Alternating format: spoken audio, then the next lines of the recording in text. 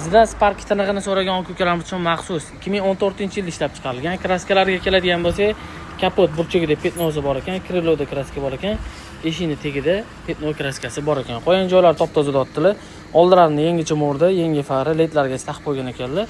4 yumshoq archa balonlar, Cobalt 15 diska balonlariga taqib qo'ygan ekanlar. Mashina juda ham chiroyli holatda.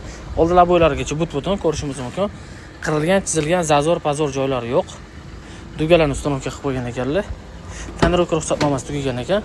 4 ta yaxshi sidenalada, cho'kib ketmagan, yangi chexollarda ko'rishingiz mumkin. Apshka tarpetkalar yaxshi holatda, mexanika korobka bilan jihozlangan, kondisionerlargacha ishlab turibdi.